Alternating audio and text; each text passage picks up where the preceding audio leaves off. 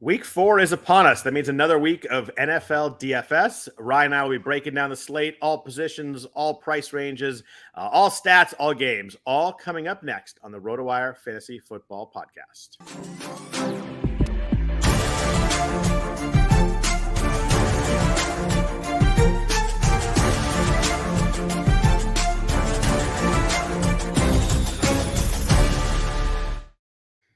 Happy Friday morning, everybody. Welcome to the RotoWire Fantasy Football Podcast, the Friday morning DFS version. I am Scott Jenstad, joined as always by Ryan Belongia on Friday mornings. Ryan, how are you this morning? Yeah, I'm doing good, Scott. Thanks. Interesting slate we got here. Really only one marquee game and then a bunch of low total ones. I guess I'll let you break it down. But yeah, I'm doing well. I had a tough week last week. I had David Montgomery as my highest owned running back. I decided to eat that chalk, and he got injured right away, scored 1 point or something. And of course, Khalil Herbert comes in and goes crazy. But yeah, and then I had a lot of Amon-Ra and a lot of Diggs who both ended up with snowflakes, I believe, next to their name on DraftKings. So it was a tough week for me. What about you? I was same as week 2. I was profitable, but very just kind of a small profit in DraftKings. I had one really good lineup, and I played two main lineups. I had one really good one and one kind of stinker. So I'm just kind of like I need to get that good lineup into a great lineup. I've just had a couple couple snowflakes, as you call them, hurt me. But I'll take small profit until you hit a big one. It's just kind of the goal here. So it was pretty good, but not great, but good. So I'm good with that. So. Yeah, this slate is interesting. We lose a game because we got a London game, which apparently someone on this podcast is attending, and it's not me. So you're looking forward to that. You must be looking forward to that NFL game in London. Yeah, that's going to be cool. Kicks off a few hours before the main slate starts, so can play some showdown lineups. They got some pretty big showdown contests for that London game. It'll be cool. I've never seen an NFL game in London before. I've never been to this new soccer stadium that it's at before. So yeah, looking forward to it. That's awesome. Is that where Arsenal plays? Is that what you're saying? That is where Arsenal's biggest rival Tottenham plays. Okay, gotcha. So still important if you're an Arsenal fan. So it'll be interesting to check that out. So you feel like you're walking in enemy territory, even though it's a little bit, definitely. Not again. That's awesome. Yeah, that's it'll be a fun game. Minnesota and the Saints, two pretty marquee franchises. You get to see Jameis throw it around to the wrong team, but you get some Chris Olave in there. That should be a fun game. Seeing Jefferson in person, all that. That's as far as London games go. Usually it's kind of a stinker, but that's a decently fun matchup. Yeah, I was excited for it for those reasons that you just said, and then now it looks like we might get Andy Dalton instead of Jameis Winston. That's true. I guess that's fair. I did see the note this morning. I saw a picture of Andy and walking around. But either way, it'll be a good time. But so that game's off the slate that we're talking about. So there's 12 games on the main Sunday slate that we'll be breaking down. Obviously, no Miami and Cincinnati from last night, and then Kansas City and Tampa Bay, an interesting Sunday night game. And the Rams and Niners are on Monday night. And I'm thankful for another week where I don't have to talk about the 49ers because they're on the primetime game because last week was utterly revolting. Yeah, they were tough to watch. I mean, honestly, too, I see those games and I think about you now. I was like, man, it's a tough season because, we're only 3 weeks in, and just 3 weeks ago, like it was such high hopes for the Niners. And two brutal losses to not very good teams and weird games. And I try not to tweet and vent too much during games, but last week got to be a bit too much. When Jimmy stepped out of the back of the end zone, I was just like, I'm kind of over this. But yeah, I think, if there's a silver lining, at least people will know that Jimmy's not the answer now. Yeah. And the other silver lining, their defense is freaking awesome. Like their defense is really, really good. I know they gave one drive. People are like, oh, well, they gave the drive at the end of the game to lose the game. I'm like, yeah, they get 9 points all game. Like let's not be too crazy. Russ made a couple plays. You're never going to keep them down the whole game. But anyway, let's jump out of this slate for week 4. Nobody wants to hear me rant about the 49ers or talk about the Warriors preseason game in Japan last night because I could do that if I wanted to also. 12 games on the slate, 9 early, 3 late. So it'll be one of those weird slates where it's really imbalanced. There'll be 3 games on the late slate. You mentioned earlier, it was a good tease. Not a lot of high totals on this slate. We only have one game that's over 50. So I'm going to kind of drop our high total over under to 47 and go talk about games above that. We've got the Bills and Ravens is 51. You mentioned marquee game. I assume that's the one you were talking about. Really fun game. Over under there's 51. 2 good teams. Two of the 3 or 4 best quarterbacks so far this year. Lamar and Josh Allen have both been awesome. Then we've got the other game's over 47. We have Cleveland and Atlanta. Not exactly what we would have thought to start the year, but a fun game. This Atlanta team doesn't play a lot of defense and play some offense. So that's a good mix for us in DFS, 47.5. And another game that we probably didn't expect 3 weeks ago to be a high total game, Seattle and Detroit, 48 also. Obviously, the Bills and Ravens is the clear marquee game, as you mentioned. Of those other two games, do you have one that you're like, I really want to try and get some stacks in this game? Is there one of those games that you're really going to think you're going to attack a little bit?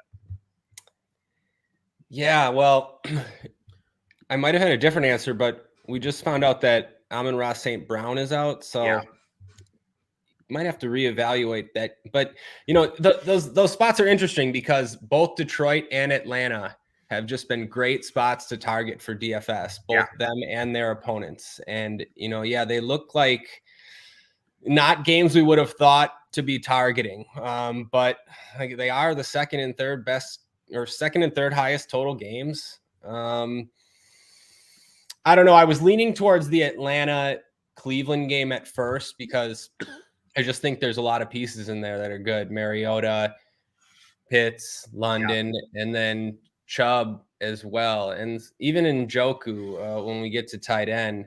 But now Detroit, like with Swift out and Amon-Ra out, like all those Detroit guys are cheap. Seattle's a really good matchup, and Seattle has some good run backs with both of their receivers. So I like both those spots.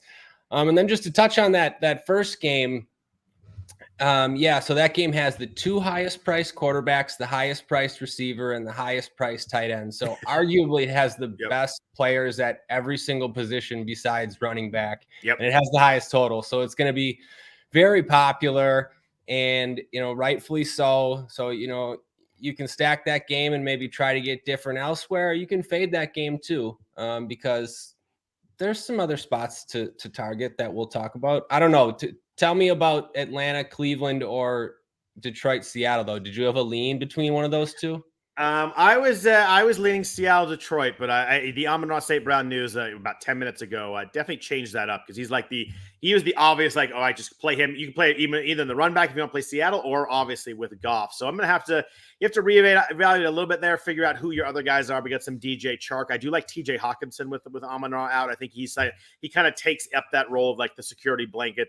Jared Goff has had a good completion percentage, but not. And he's had some good moments, but he's still not attacking you deep, stretching the field. He's still going to want that quick short passing game. And I think maybe Hawkinson kind of feeds into that a lot better with Amon-Ra out. So it's a big loss. He's been one of the best receivers in the NFL the last you take the last 6 weeks of last year and the first 3 weeks of this year, he's been among the elite at receiver. Even though you don't really think of it as the name, but it's. Yeah, that's a tough loss, and I mentioned to you before. I have him in the NFFC prime time, so it's gonna be a tough spot to replace too. My best receiver is gonna be that'll be a little bit tough. I do have AJ Brown there, but Amon-Ra's been awesome. We have a couple of games in the middle, and we have a lot of games that are low totals. We're gonna fire through these really quick just so we kind of get them on our mind. But the Bears and Giants is 39 this week. Really low total there. Some other really low ones, New England and Green Bay, matchup that, looks good on, if you just kind of flash through the screen like, the Patriots and Packers. Then you realize that Mac Jones is probably not going to play. We got Brian Hoyer, I believe, if you believe Bill Belichick with his one-word answers, sound like he's going to play quarterback. The Jets and the Steelers are 41.5. Washington and Dallas is 41. We've also got Cooper Rush in there, although, and there's a lot of talk on Twitter, maybe not that. That's not that much of a step down from Dak Prescott. And then you got Tennessee Indy's 43, Arizona Carolina's 43.5, and the Chargers in Houston are 44. Obviously, on a slate like this, we've got what's that? That's 7 games under 45. You're going to need pieces for some of these games. Not where you just avoid all these games. There are pieces here and there, but as I was flipping through here, it's hard to stack. You probably don't want to stack in these games, but they're definitely more of a one-off or two-off kind of games for me. Yeah, I agree with you. I don't really want to force like full stacks in any of these games, but yeah, maybe small stacks or maybe just one-offs or two-offs from some of them. What do you think about the Eagles? Because, Jacksonville's been pretty good and Jacksonville's defense has been pretty good, but the Eagles have just been great on offense. Ertz and Devonte Smith and Goddard went off last week, AJ Brown too. So stacking them up could be interesting. Jacksonville, you could maybe run it back with a receiver. But yeah, I don't know. So I think that spot's kind of interesting in terms of stacks. But yeah, other than that, I don't really want to stack any of these other games. Yeah, I mean, the Eagles are really fun right now. I mean, if Jalen Hurts could have thrown the whole second half last week, who the heck knows what that game could have ended up as? Yeah, I mean, I think that's the game that I like there.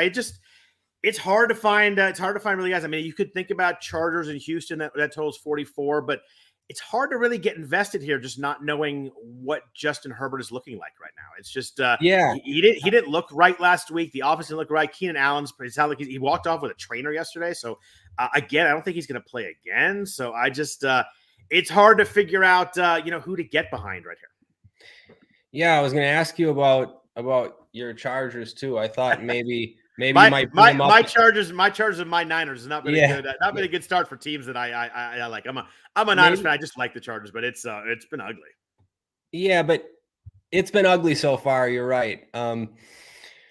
But they'll be sneaky sort of because of that. Like I don't think really anyone's going to stack the Chargers for the most part. And they're kind of tough to stack too, but if Keenan's out, that makes it easier. I don't think it'd be crazy to play Herbert, Mike Williams, and Everett, and then run it back with, and you don't even have to go Cooks. You could go Dameon Pierce. You could go Nico Collins. I don't know. It's a stack that not many people will have probably.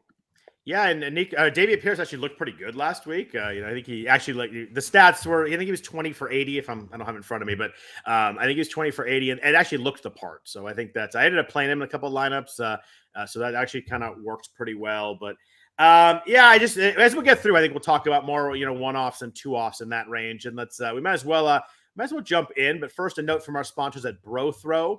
Have you ever bet on sports with your buddies? BroThrow is the only sports betting platform that lets you bet directly with your friends. And BroThrow doesn't take a cut of every bet. No fees, no juice, no middleman.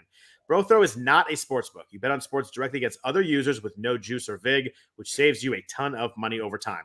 Betting $11 to win $10 stinks. With BroThrow, you bet $10 to win $10. BroThrow offers a hassle-free sign-up process that lets you in the action in seconds. You don't have to deposit money on BroThrow either. Instead, you pay other bettors directly. Throw out your first bet and go to brothrow.com/ROTO and use code ROTO. That's ROTO. BroThrow is free to sign up. Cut out the middleman and start betting on BroThrow. That's brothrow.com/ROTO. So, Ryan, it's interesting.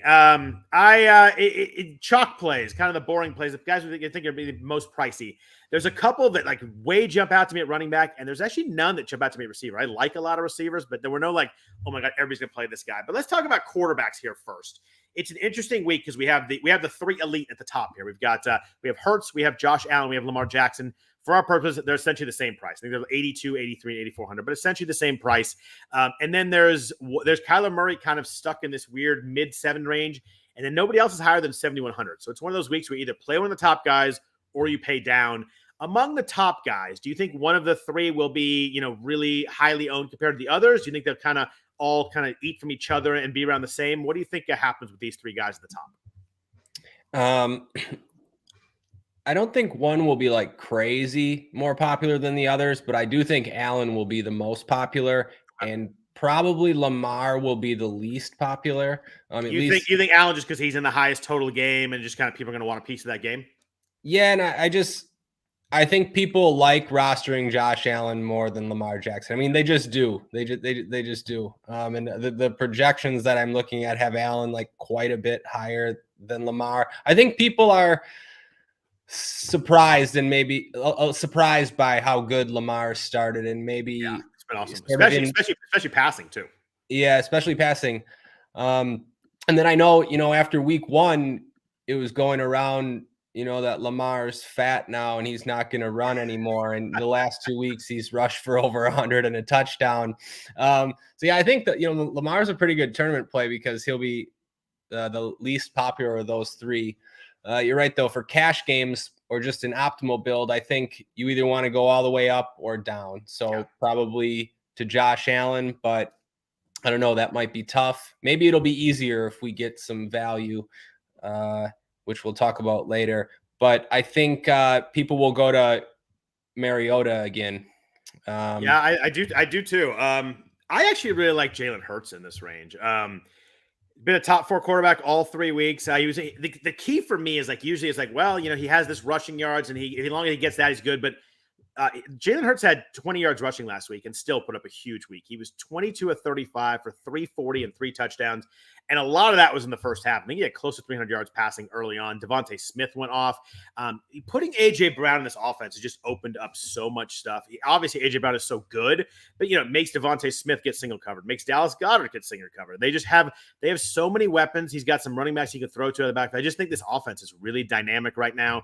They're home against Jacksonville, and I think the Jacksonville defense has played well.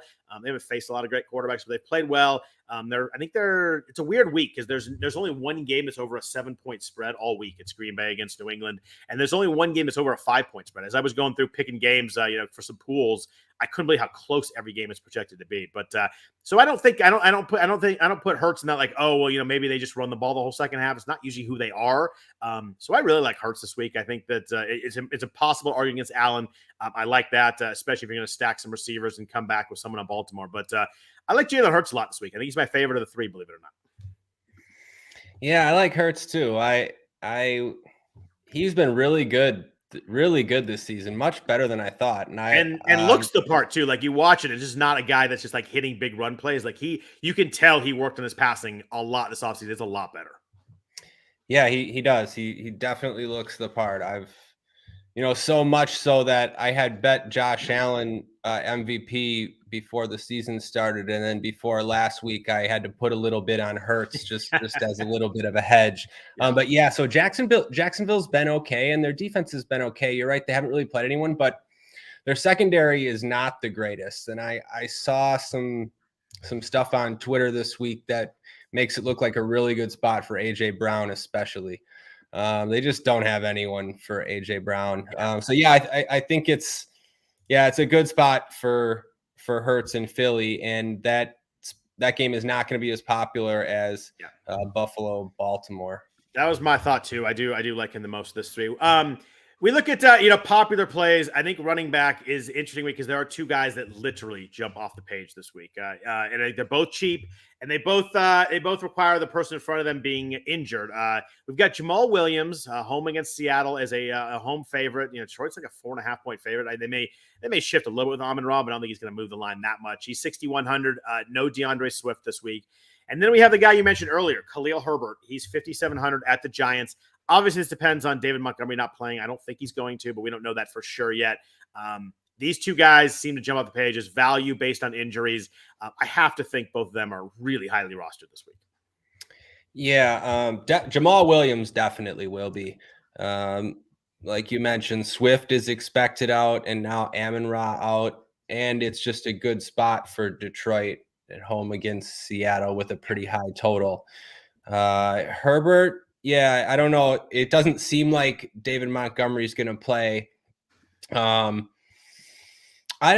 don't know. I don't think he'll be that popular just because, I don't know. I think people won't really have faith in it. It's not like that cheap. And also Josh Jacobs, I see is like popping in some of the projections at 5,500 in that range. And there's some other guys that we'll talk about too. So I don't know. I think most of the ownership will go to Jamal Williams. And if you're playing cash games, just play Jamal Williams and move on. I think you're right. I think Jamal Williams will be more popular. I mean, he's obviously gets all the goal line carries anyway, and now with Swift out, he'll obviously get those. I think Herbert's gonna be a little bit higher than expected. Then if Montgomery's out, he'd have to be ruled out. But I mean, he was 20 for 157, 2 touchdowns last week. I think there's a lot of buzz out there that he might be the better player than David Montgomery. I think there's a lot of people that like Khalil Herbert anyway. And just a great matchup. The Giants are giving up 5.6 yards per carry to running back. Like they've been getting thrashed in the run game. He's not like 4,800 like super cheap, but 5,700. I think there's gonna be a lot of teams that are going to just stick in Jamal Williams and Khalil Herbert and then kind of figure out their lineup after that. Yeah. So I guess maybe you are you trying to sell me on Herbert? What do you think? Are you going to play him this week? He looked pretty good to me last week. I think Herbert's a stud, actually. I actually really like him. I liked him as someone you can get in these season-long leagues and hope that Montgomery, you never hope for an injury, but hope that, he gets playing time. Yeah. I think Khalil Herbert's a better runner and then Jamal Williams. I like Jamal Williams' spot better, but I think they're pretty close for me and like who I'd rather play. I think Williams will be more popular. I do think that, especially home against Seattle. But man, at the Giants, I think it's a really nice matchup. I really like this play. I know it's the Bears offense was a problem, but he's going to get touches. He's going to get the ball. They don't throw the ball a ton. I think this is a game that stays close. I don't think the Giants are, built to blow anybody out. They don't have any receivers left. Sterling Shepard, unfortunately, out for the year with his torn ACL. That freaking turf at MetLife Stadium just gets another. It just gets another victim there. But I like Herbert almost as much as Jamal, and I like him a lot more than Josh Jacobs. Okay, you legitimately sold me. I definitely like him more than Jacobs. And while I like Jamal, I mean, how can you not like Jamal? Yeah. I will probably fade Jamal in a good portion of my tournament lineups just because he's going to be very popular, and I'll take a chance on some other running backs in that range. And also because, and I'm not saying this is going to happen, but we've seen Swift out before. And when you think Jamal's going to get everything, Detroit likes to use a few more running backs. So it's not going to surprise me if something like that happens again. So, yeah, I know that you sold me on Herbert. I like that. I just like him as a player. And when I can get someone that I like as a player that finally gets his spot, I mean, it's the Bears offense, so who the heck knows? But I really like it. I like the matchup. Giants is not good against running backs. So I like Herbert a lot this week. I like him, at the price and the owner and the rostership, the ownership. I think I like him a little bit more than Jamal. But there'll be some times I play both too. I think that playing both, eating a little chalk and then getting different everywhere else can work too. We're going to talk a lot about receivers lately. There's a lot of receivers I like. But is there anybody that jumps out to you as like, oh, everybody's going to have this guy this week? Because I really didn't see that this week. I didn't really see like a chalk, obviously. There's a lot of guys in the 6s and high 5s that I do really like this week. But is there anybody you think that like everybody's going to have no matter what this week? In the sort of top range and mid range, no. But at least before the Amon-Ra St. Brown news, everyone was going to have Richie James. Yeah. With Sterling Shepard out, and this is just assuming Kadarius Toney and Wan'Dale Robinson are out. They haven't practiced. I don't know what those two guys do actually. Yeah. Like they're supposed to be uber talented. I don't know if they're in right. the doghouse. I don't know if they're hurt. It's a weird situation there with them. I mean, with Shepard out, those guys have to play at some point, right? Yeah, I mean, yeah, you would think so, but like just, assume with Shepard out and let's say they don't play and we've got Kenny Galladay who's been relegated to sort of third receiver. They've been starting this David Sills, I think his name is, and then Richie James. Richie James has actually been pretty decent. Yeah. He's caught 14 of his 17 targets this season. Yeah, and I mean, if he's the number one receiver for 4K, he was going to be pretty popular in cash games. Now with Amon-Ra out, one of these Lions is going to be popular. Yeah. Maybe even I don't know, like probably just one of them, but I see Reynolds had 10 targets last week and he's 4,600. I kind of agree with you. I think Hawkinson gets a nice bump with Amon-Ra out, but yeah, Chark and Reynolds are interesting too. But yeah, Richie James will still be popular in cash, assuming Toney and Wan'Dale Robinson are out. You think James will be more popular than Romeo Dubs in Green Bay off the big game? Yeah, and I'm Dubs not is saying 40. Dubs is 4,500. Am I saying right? Is it Dubs? Right? I think it's Dubs. I've been questioning myself too still sometimes, but I think it's Dubs. I'm not around as much Packer talk as I normally am living here in London, but yeah, I think it's Dubs. I think James, I'm not saying James is the better play, but I think he'd be more popular just because he's 500 cheaper. The Packers receivers are sort of weird. They got a bunch of them there, and James, he's going to be in there. It's a weird spot because we got, what did we say it was? The second highest total game, and both number one receivers are out. If you want to call Sterling Shepard the top receiver for each team is out. It just opens up a lot, and you have the top running back out for one of the teams too. It's just it's a weird spot where there's going to be some points in this game, we think. I mean, maybe with these guys out, that total starts to creep down a little bit. You don't get as many points, but I don't think either of these teams are playing a lot of defense either. So it's an really interesting game now that we've got all these injuries. What about real quick, just when we're talking popular plays, is there anybody on tight end that jumps out to you everybody's going to have? Do you think people pay up to Mark Andrews at 7,100? Do you think everybody's going to just come back to Kyle Pitts now that he's cheap again? Who do you think the most popular tight end is this week? Yeah, I think Andrews and Pitts will be popular. I think Hawkinson is going to be popular now. Me too. And David Njoku was going to be semi-popular, just coming off 9 catches on 10 targets last week, and the fact that he's playing against Atlanta, people like targeting Atlanta now. But Yeah, I think it's going to be Andrews, Pitts, and Hawkinson. If I had to pick 3. Yeah, I think that's about right there too. I think Kyle Pitts looked good last week. Finally, 5 for 87 and 8 targets. Mariota missed him on a bomb too early in the game. It would have been a huge game. And Anderson didn't throw it a lot last week, so it was kind of a weird game. But you could tell the squeaky wheel was in play there after the press conference. You could tell they were pretty focused on getting Pitts more action than he got prior to that. So before we get into our quarterback receiver stacks, we have a question in the chat. Does Chris Olave get a downgrade this week with Andy Dalton? Not on the Sunday slate we're talking about, but obviously for other leagues we can answer it. I think he gets a pretty decent downgrade. I think that the key with Jameis is that Jameis will force balls into tight spots, will take shots downfield. And I think Olave is really benefiting from that. I really like Chris Olave, but I like, as in a fantasy world, I like Jameis Winston as his quarterback. Yeah, spot on. I think a guy like Olave suffers with Dalton instead of Jameis. Jameis is like the exact guy you want for Olave, willing to take chances, throw it downfield. I mean, Olave is so physically gifted. Yeah, I worry that Dalton might dink and dunk it around with Michael Thomas and whoever else. Well, it's funny you say that because Michael Thomas was just ruled out too, so he's not playing. So there's there's a little. We both didn't really look at this game very much because it's not on the slate. But you're going to the game. Yeah, I think he gets a downgrade at quarterback and then maybe a little bit of bump up because of no Thomas. But I would call it a slight downgrade this week with Dalton. Yeah, slight downgrade, but maybe it doesn't matter. If Thomas is out, they're banged up at running back. Like, he's just one of their best players, so Dalton's going to throw him the ball no matter what. Like, still might be a decent play. It might be some 3-yard passes, but we'll see what we get. What about game stacks? We got we got to put some quarterbacks together with receivers and tight end. What's your favorite game stack of the week? Let's start at the top. Your favorite one. So, I mean, I don't want to say this Buffalo-Baltimore game, but I mean, Buffalo-Baltimore. That's mine too. So go ahead and say it because I think it's good to talk about it. I mean, it's just let's talk about it's the highest total game. Figure out how we want to play this game. Okay, so it's just the best game. Allen and Lamar and Ertz are the best QBs. We know that they have huge ceilings. Pick whichever side you want. Diggs is the top receiver on the board now that we don't have Kupp and Jefferson and Chase and Tyreek, and it's pretty clear that he's better than Devonte Adams for the same price. So, I mean, you're looking at the top quarterbacks, the top receiver, and we mentioned Mark Andrews, the tight end. Now, they're all expensive. So, Can you jam them all in there? Yeah, you can. I mean, there's going to be some value now if you look at some of those Detroit receivers or Richie James or a Packers receiver.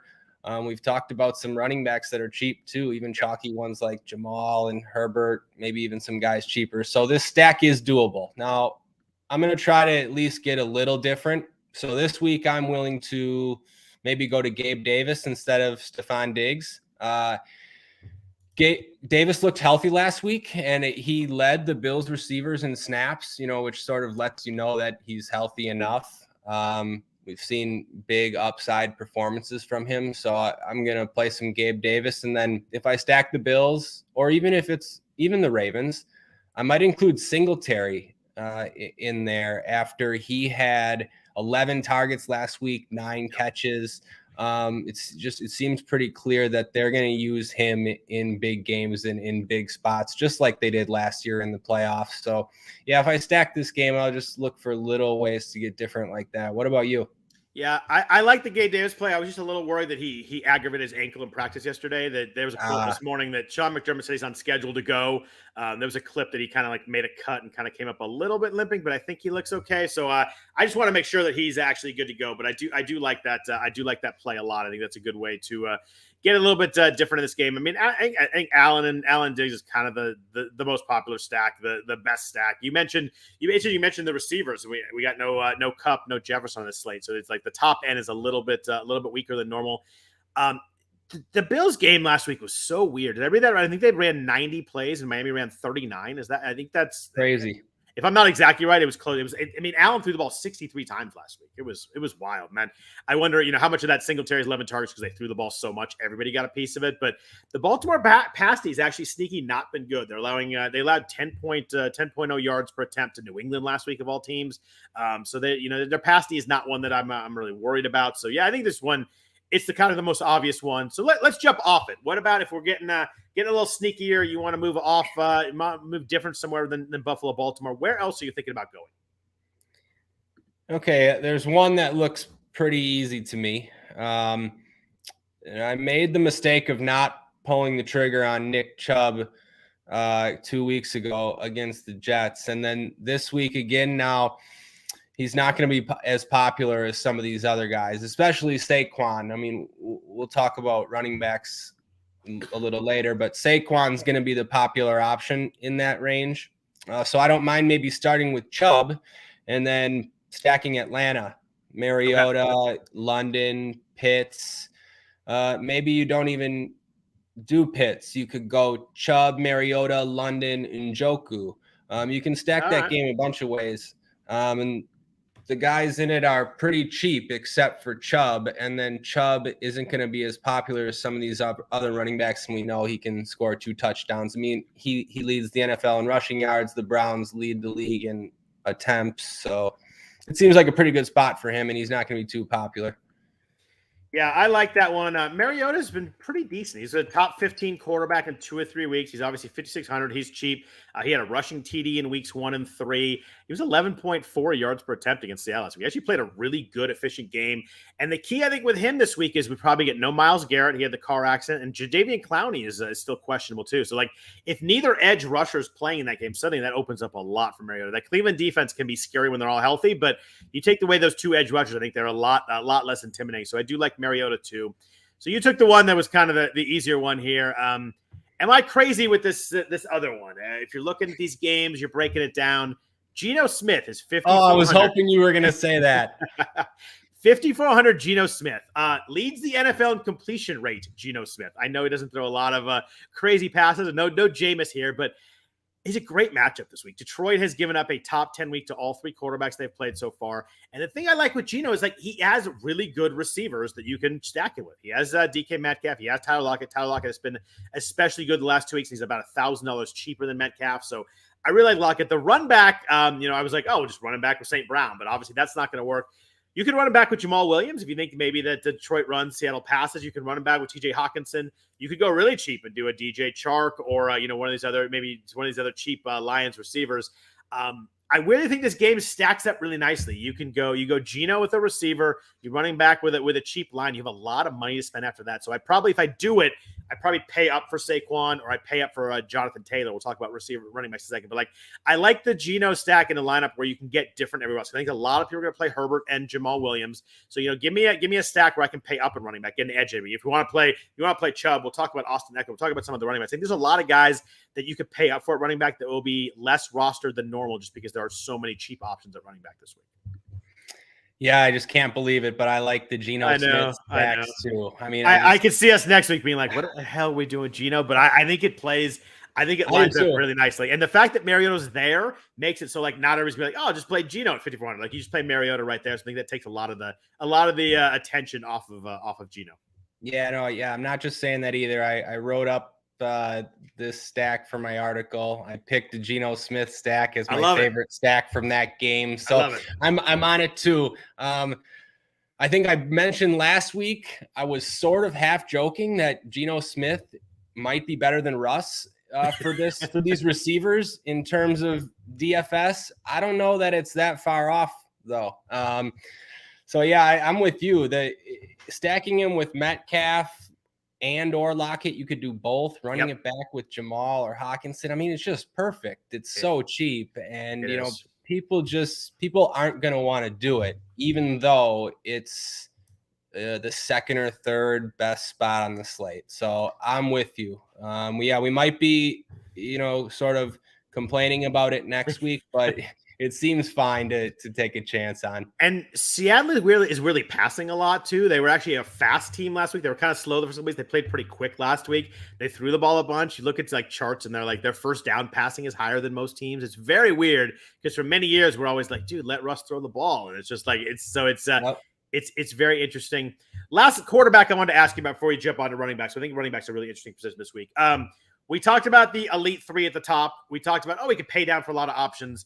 Talking about that, then, does that mean that nobody is owning Kyler Murray at 7,600 and Justin Herbert at 7,100 this week? Are those guys going to be complete afterthoughts?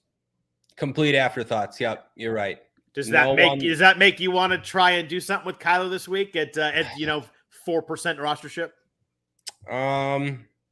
I'm not going to do it, but it makes sense at that rostership. Yeah. And I mean, there's some guys on Carolina you can run it back with. Their receivers are really cheap now. We'll probably talk about them later. Yeah, I'm just not going to do it, though. If anything, maybe I could get to Herbert if Keenan Allen gets ruled out and stacking becomes easy in that game. But I don't know. I'm just not really trying to force those games, I guess. That's a good answer. I just saw it and I was like, there's nobody's going to click Kyler Murray. I mean, you're right. Like, these are the guys that are entering 150 lineups. Like, they're definitely going to have exposure to that game. And, if you're playing the largest field tournaments, the $3 tournament, the Millie Maker, then yes, those type of stacks, they're best for those tournaments. The more people, that.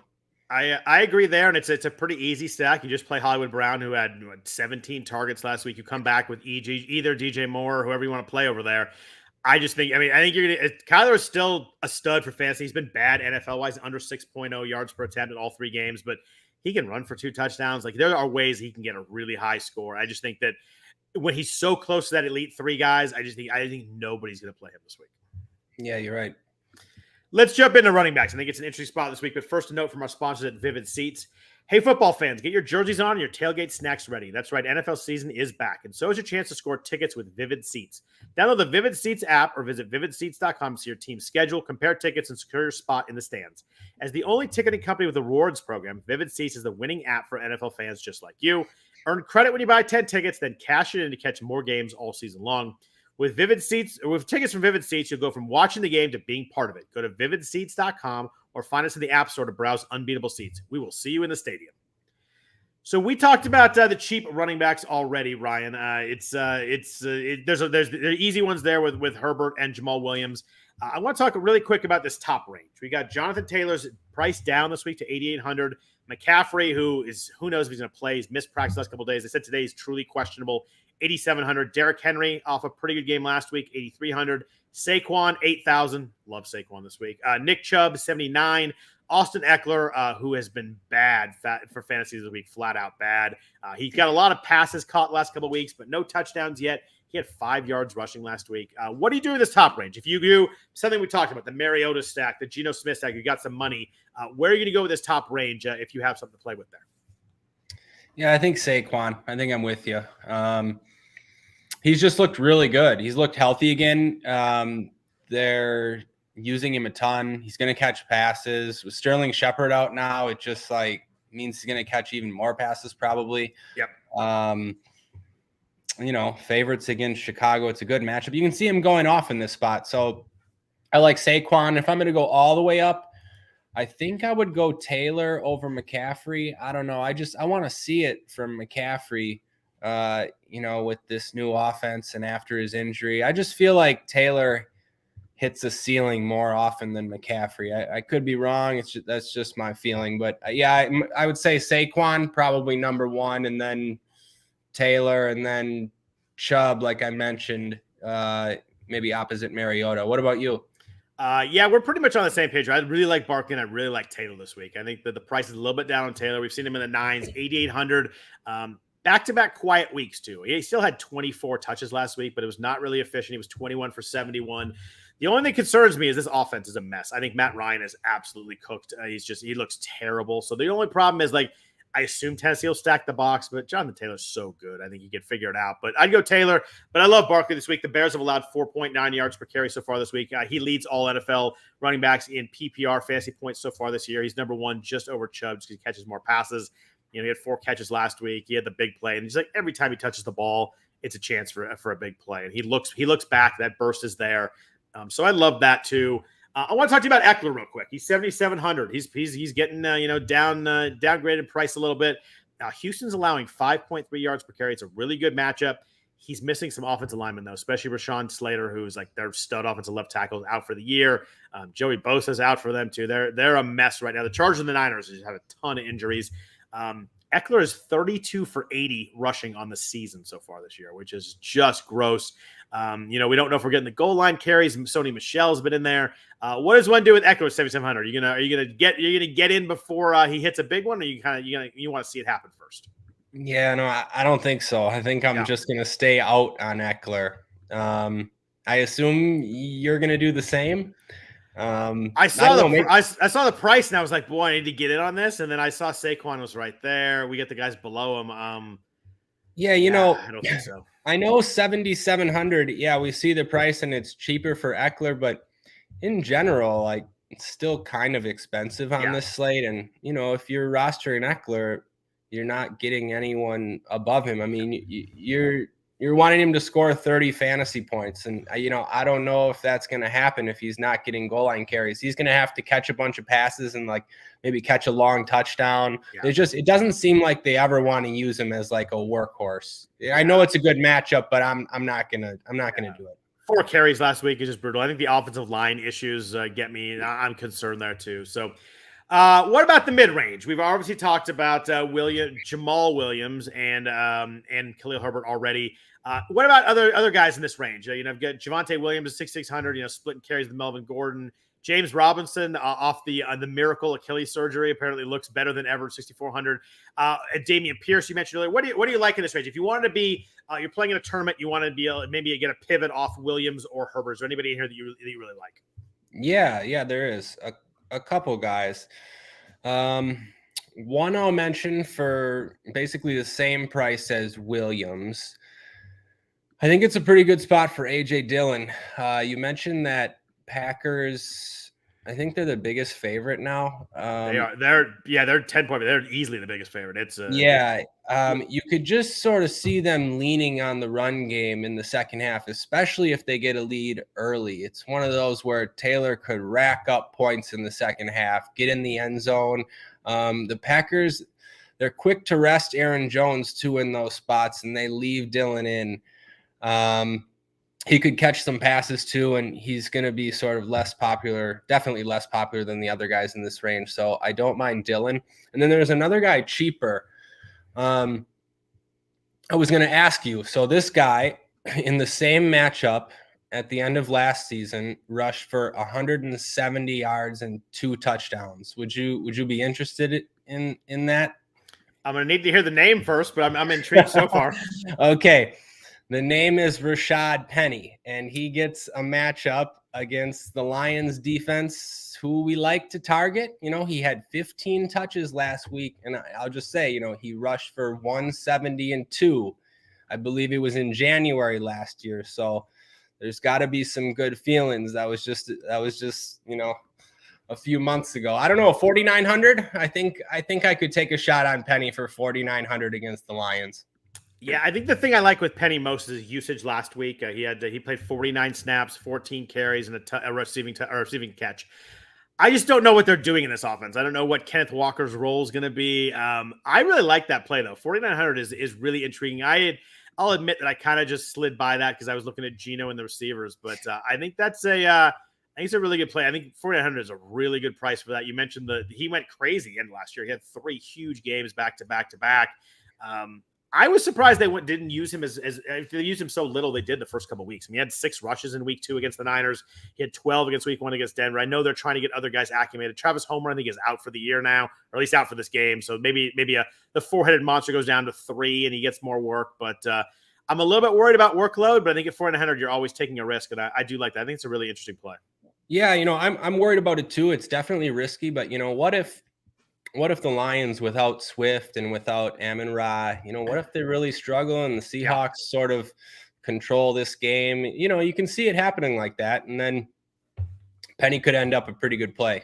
Yeah, I like that one. You stole my other one. I really like AJ Dillon this week. I think 6,000.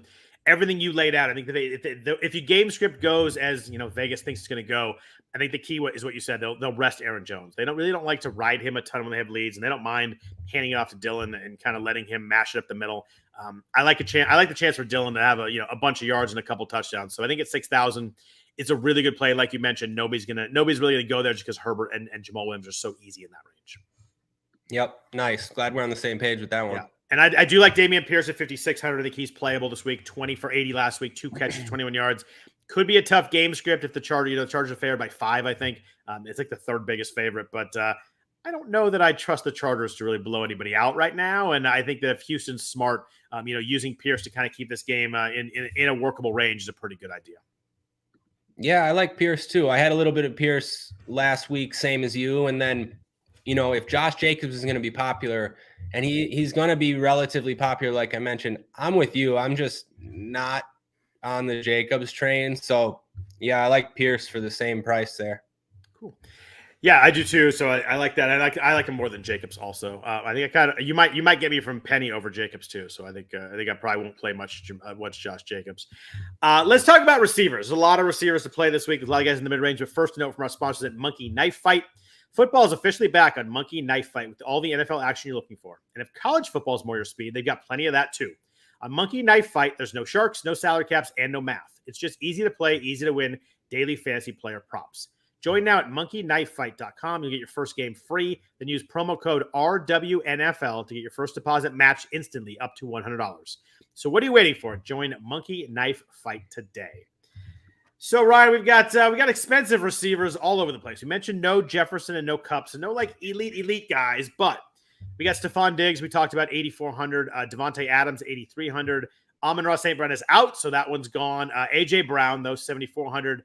Pittman is 7,200 for the Colts, and Mike Williams is 7,000.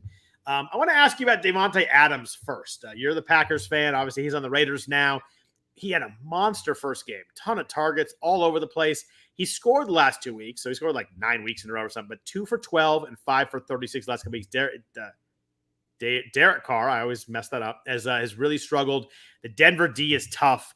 I'm finding it hard to play Adams at 8,300, but maybe that means everybody else will be lowly rostered, but it's so hard when Diggs is the same price. I'm having trouble getting behind the Raiders in this game. I'm with you. Yeah, I'm having trouble. I think I got a little bit fooled by what happened in week 1.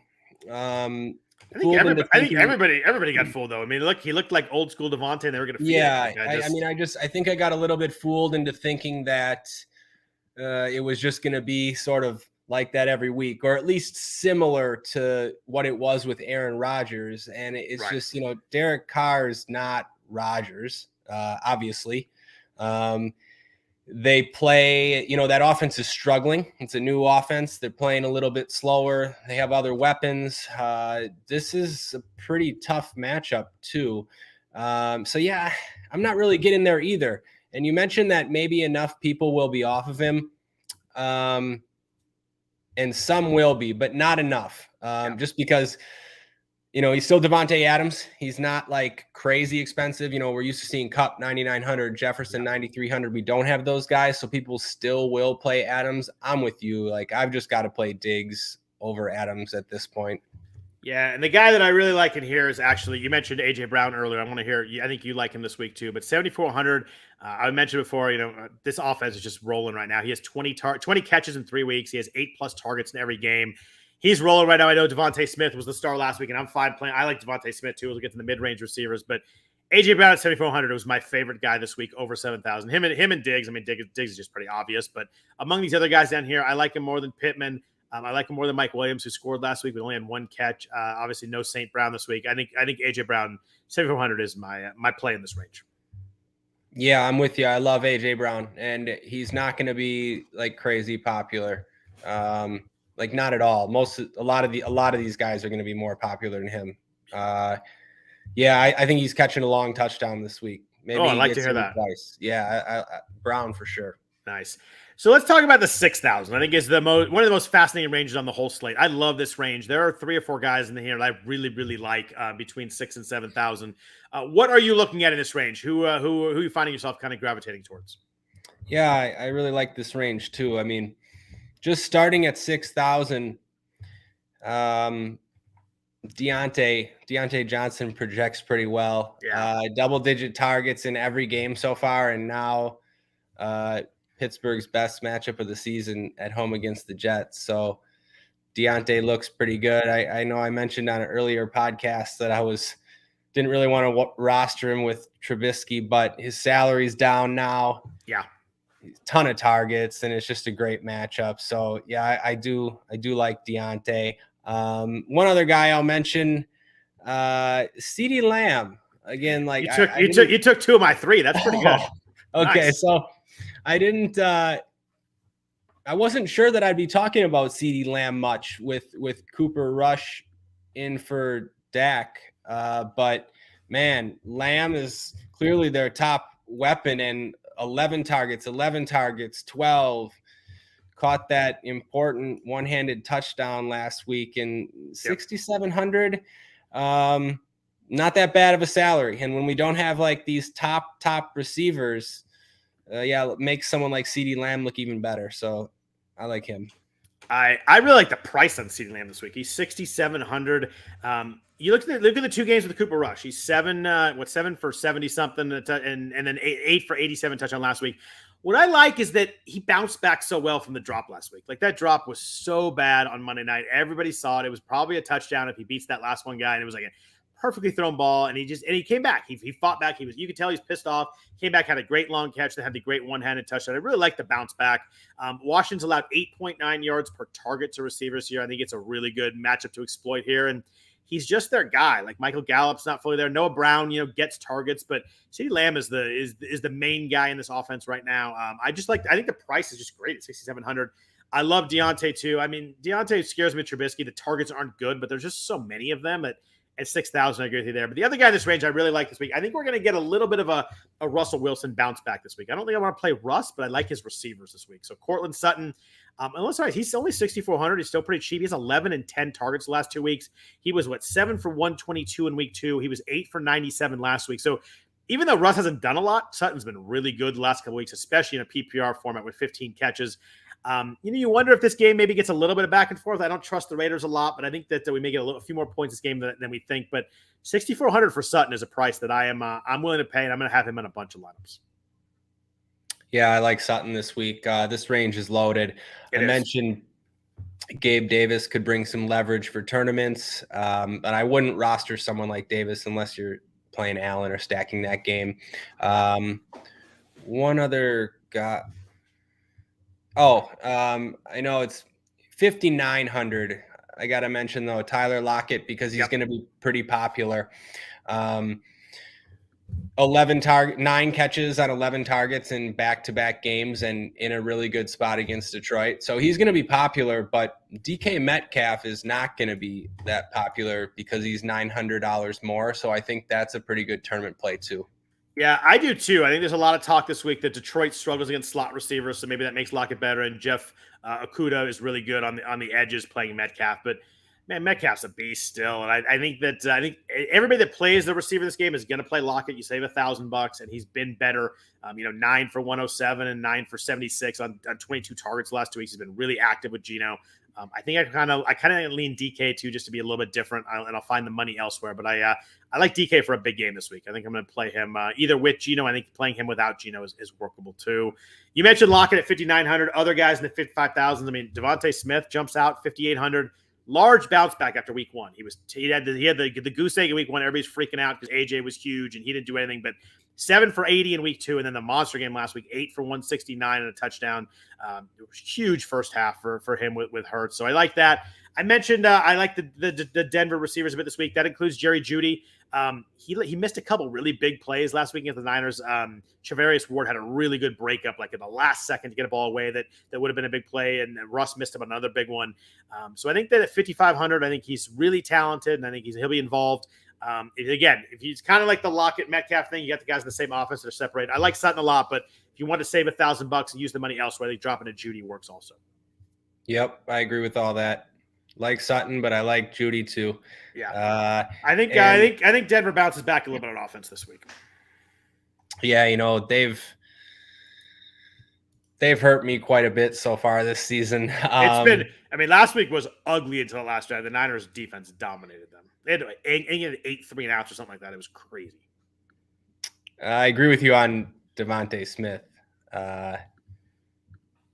He's not going to be that popular. And he's just really good. Under 6,000 with a good quarterback with an offense that's rolling. It's hard not to like that. Probably 1,600 less than AJ Brown, which I love AJ Brown, but 1,500 for Smith is a really good price. Yeah, and it just seems like his ceiling and someone like Judy, is much higher than a guy like Cooks or a guy like Cooks who I've tried to play the first couple weeks. Maybe it's just not a good idea to be trying to play the expensive Texans wide receiver. I don't know. What do you think? Yeah, I have him on my list here, and I didn't bold him, but he was 2 for 22 last week, 7 targets. I just don't love this pass offense right now. Cooks will always be involved, but man, I think that like you said, I think the ceiling on Lockett, Smith, and Judy is just so much higher right now. Yeah, I mean, even you got Curtis Samuel there, who 10 targets for the third straight week. Yep. I guess he only had 9 in week 2, but he had a rushing attempt. Price keeps going up, but that's more of a cash game type play. Down in this 5K range, DJ Chark is going to be pretty interesting now with Amon-Ra out. For sure. That's 10, 12 targets for Amon-Ra every single week he's been getting. So now, there's 12 targets for these other receivers. Chark is the deep threat. So maybe he gets 1 or 2 more looks. Yeah, and he has 18 targets the first 3 weeks too. It's not like he's an afterthought that we're just sliding in there. 5,000, wide receiver 1 in a game that they're probably going to have to throw a little bit. You think the Seattle's probably going to score against the Detroit defense? They're gonna. I think Chark will be pretty popular at 5,000. Yeah, you're right. He'll end up being popular with Amon-Ra out now. So under 4,500, the real cheap guys. We talked about Romeo Doubs. I think we both like him. We both think that Richie James will be popular.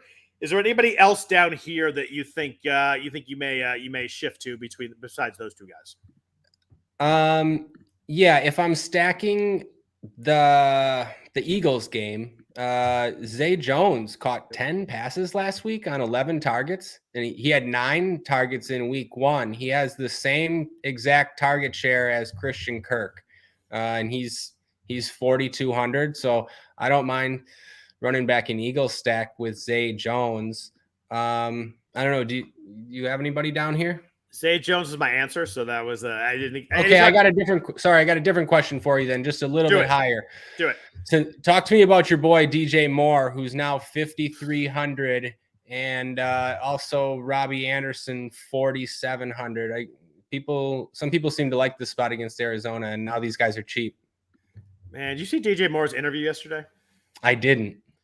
Like there's some quote about like he wasn't getting passes because he wasn't getting open, and his face was just like he didn't want to say what he wanted to say. And he kind of just skirted around it, but his face had to look like, man, you've got to be. Yeah, I saw somebody referencing that. Okay, I mean, come on. He's got 6 targets each game, but like, how do you get DJ Moore 6 targets? He has 1 catch for 2 yards. Like clearly, there's some bad quarterback play in there. I love DJ Moore. He's now what'd you say? It was 5,300? Is that what you said he was? Yeah, 53. I mean, that's so cheap for the talent here, but man, this offense is an absolute disaster. If you want to play DJ Moore, I love DJ Moore. Everybody knows I love DJ Moore. He hasn't had more than 45 yards yet. I think there's other guys. I have a hard time clicking him over Jerry Judy or Devonte Smith this week in the same range, or even DJ Chark below him. I need to see it first. I love Moore, but I just hate this offense right now.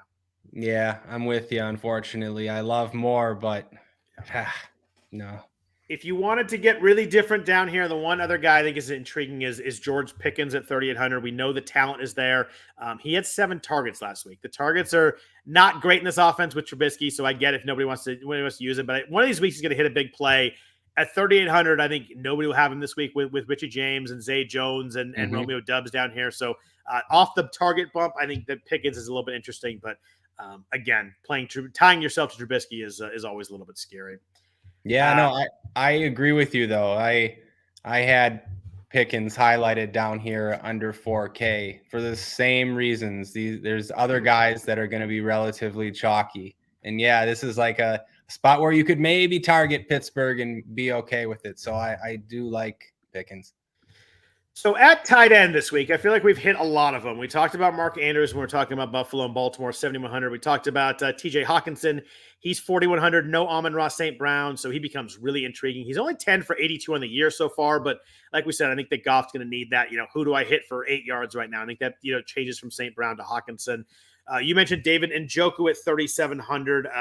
Anybody else at tight end you like in here? There's one name in here that I really like, but I want to see who you like. Maybe in this 3,000 to 4,000 range. If you don't want to play Andrews, you don't want to play Waller, you want to save some money. Where are you going this week? Yeah, I'll name one more. Definitely, man. The guys that you just mentioned and that we talked about, I like quite a bit. Like I like Hawkinson quite a bit now. I even don't mind Njoku in this spot. And then of course the guys above him. So I do like these cheap guys. I don't mind Goddard with Ertz and maybe even another receiver. He got in the end zone last week, but it's hard to like Goddard, over these other guys. He's just not seeing the targets. So I'll name one guy for you though. And Robert Tanyen. He saw 7 targets last week. He's getting healthier. Rodgers doesn't have Adams, obviously, doesn't have a number 1 receiver. He likes to look for the tight end. Tanyen's going to catch some touchdowns this year. 3,500 is pretty cheap. I don't know. What do you got? What do you got for me? Yeah, that's an interesting one there for sure. And obviously, I didn't mention, but we obviously like Kyle Pitts at 4,700. That's just really cheap. There's 2 other names I want to mention here. I think I'll mostly have Pitts and Hawkinson, but there's a guy at 4,700, same price as Pitts, who's had double-digit targets the last 2 weeks. It's Zach Ertz in Arizona. He had 11 targets in week 2, 8 for 75. He had 10 targets, 6 for 45. He's been just missed in the end zone a couple times too. I think that Kyler really looks to him when they get in the red zone. If you wanted to be different down here, I think that Pitts and Hawkins will be way more popular. I think Goddard will be more popular. I don't think anybody wants to touch this Arizona offense right now. I think that the Kyler, Hollywood Brown, Zach Ertz stack will be 0% rostered, and I think is actually an intriguing spot from a talent and matchup aspect. I know that Carolina's been pretty decent on defense, but I think Ertz is a standalone play if you want to kind of pivot off Pitts. I think he's a really good play this week. Anytime you get a tight end getting double-digit targets, I'm intrigued, and he went to Stanford, so I like him anyway, so we're good there. My only other guy down here, way down, if you want to punt. It's hard to punt this week because you got Njoku at 3,700. You mentioned Tanyen at 3,500, but 2,800 on the Giants offense. Daniel Bellinger had 4 for 40 on 5 targets. He had 5 targets the last couple of weeks. He's played 40-plus snaps each of the last 2 weeks. He's really involved right now.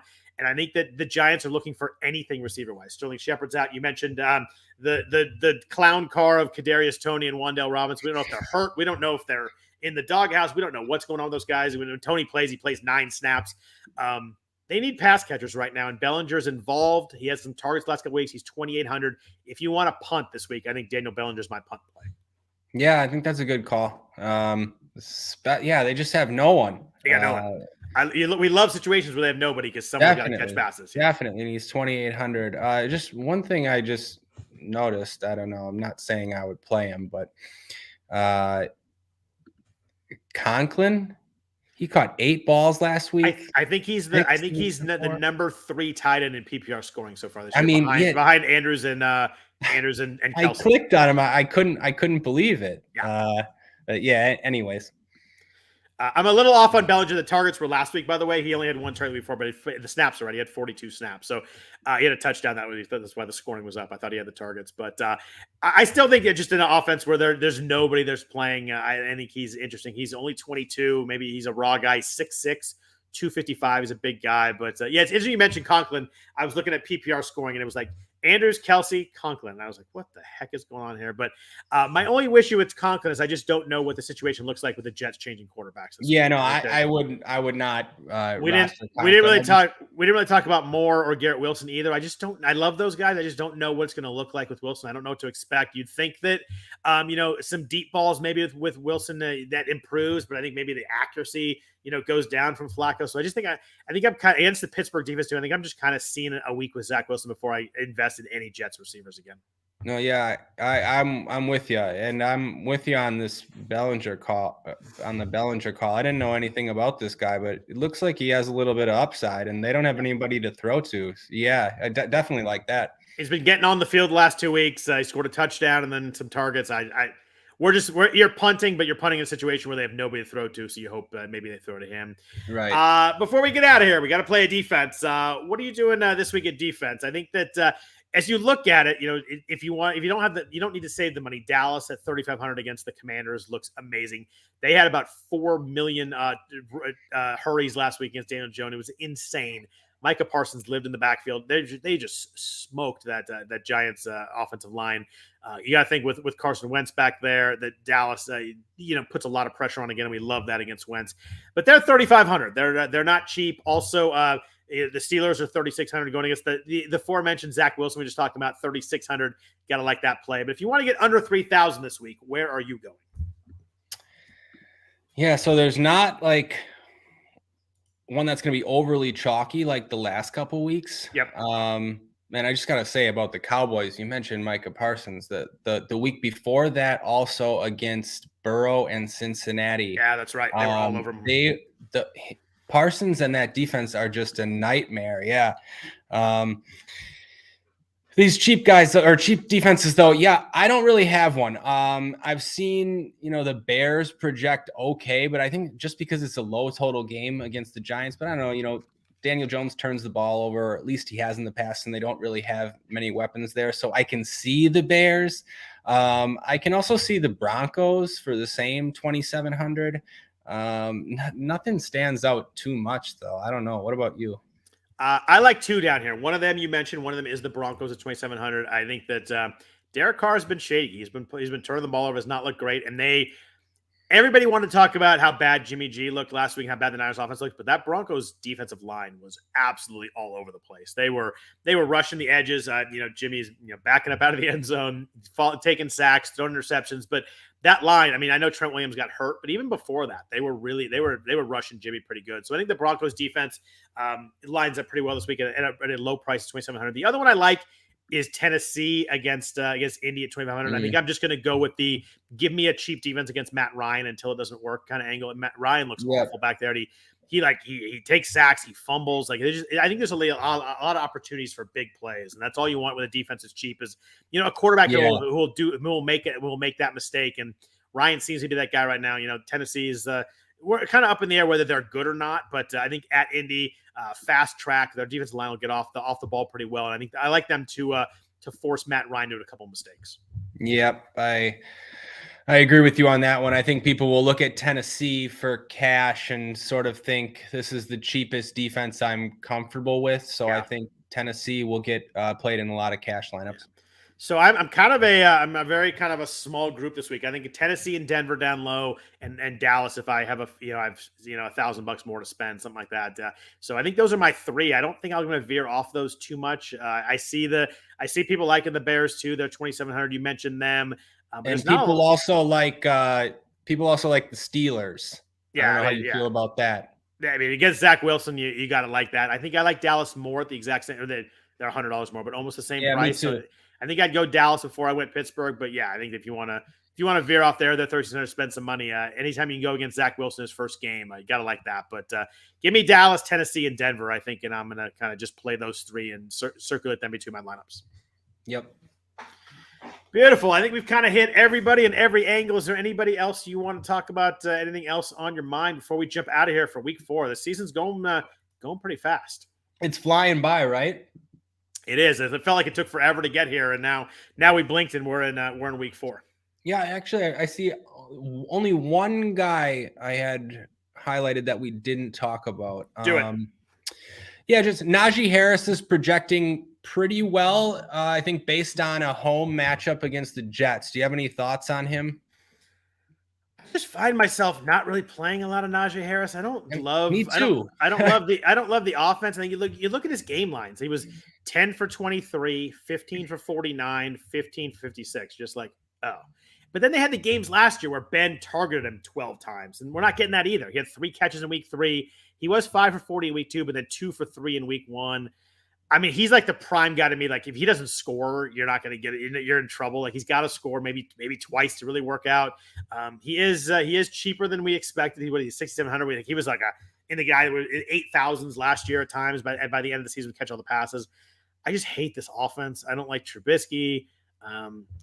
If you want a talented guy and be different, I get it.